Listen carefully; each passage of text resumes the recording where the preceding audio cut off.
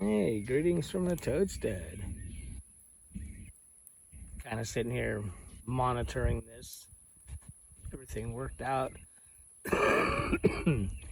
Hey, one of these days I'll actually start making a video so I can get my coughing done first. So we're just sitting here monitoring this. This pile, probably just saw it in a recent video. It was probably 8 or 10 feet tall, 15, 18 feet around. And we weren't planning on burning today, but let me see if I can.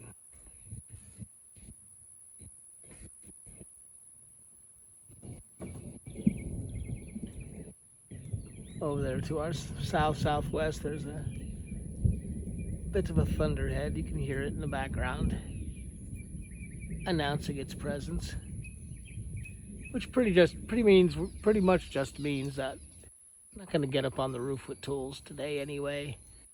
And we got some other things accomplished. I think in the last video I showed that wood bunker holds a semi-load of 40-foot logs we had to cut up, 40-foot-ish, cut up and put in our bunker. And what this is the mill leftovers, bark splits and cuts and small bits of log you may or may not be able to see in there that we just gotta get rid of. And we have a bit of a bowl here. So the beginning of a slough. Watch out for, oh, there's the roll bar. And you can see how the land goes down here. And we'll get some pretty heavy rains. We call them frog stranglers. I've seen the water right about there, 3 or 4 feet deep, because most of the land around this is the low spot. It's kind of the beginning of a bayou, I guess you'd say. It's kind of the source of a bayou, because probably 40, 50 acres all around us drain from that direction, come down this little cut I made so that this field can grow crops. And here it comes right down right where the fire pit is. And well, when the weather turned, like I said, we got that bunker full now. We got all the logs out of our neighbor's house, and we're happy about that. And that's a pile of telephone poles, quite frankly. We had a hurricane down here last year, and the power company needed to replace the poles. And if you're in the right place at the right time, you can get the extras. And it's kind of neat because you go down there with your chainsaw, and all they care about is that you have half a brain and wear shoes. And you can cut them pretty much any length and they'll load them for you. So we loaded a whole bunch of them. This is actually leftovers of 3 or 4 trips. As you can see, some of our fence posts and some of the fence posts that surround the property there and there. We haven't finished fencing yet. Are all made out of 8-foot pieces I've cut off of there. And we cut shorter pieces too, because some are pretty big. I don't know if you can see that one under the tree that's in front of those IBC cases. That one's about 14 inches in diameter. And they make great foundation blocks because they are a little bit full of creosote. They don't go anywhere. They'll outlive me. We're having a bit of a little rolling thunder. Anyway, so we're just monitoring this. It's very unlikely that it's going to get away. We have a southern prevailing wind, so we just lit it from the northern side and let it burn itself. And by the time the whole thing's not even engulfed. If you can see it just above my finger, there's still some unburned wood.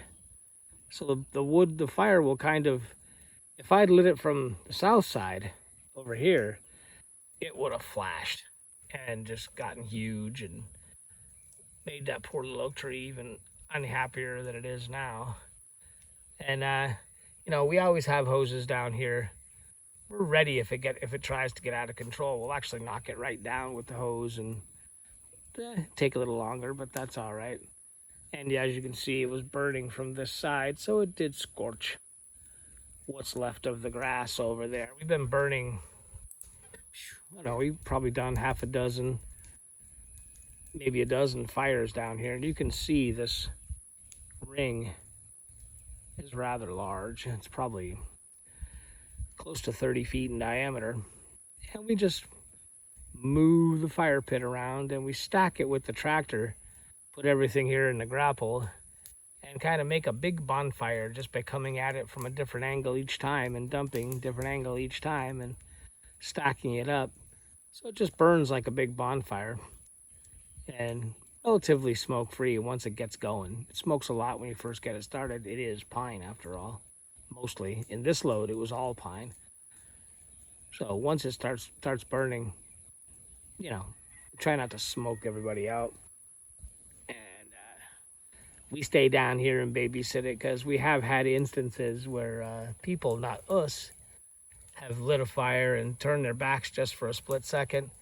And sometimes in this old grass, the fire will get right up underneath and kind of in the matting, you know. There's not a whole lot of dethatching going on around here. People don't have dethatching tools. They just mow their lawn. So it can get a little thick. And the fire can get up into that and just... And it can sometimes go faster than a man can run. Depends how dry it is. Today is not dry, as you can see. This is not the... We've had every day for the last couple of days has been like this, and some afternoons it's rained. These little pop-up storms come this time of year. They come in clusters. So this ground is not dry. It's firm. No problem driving the tractor around. I don't know if you can see it in the camera, but you can see the tracks from where the tractor's been. But it's not prime tinder for the fire getting out of control. We bring rakes and shovels and implements of destruction and head on down to do the bonfire. But this is how I'm spending my afternoon. This is something we don't usually get to do. It's our version of a relaxing afternoon. And I hope you didn't mind coming along for the ride. But we'll be back. Thanks, Ed. We'll see you next time.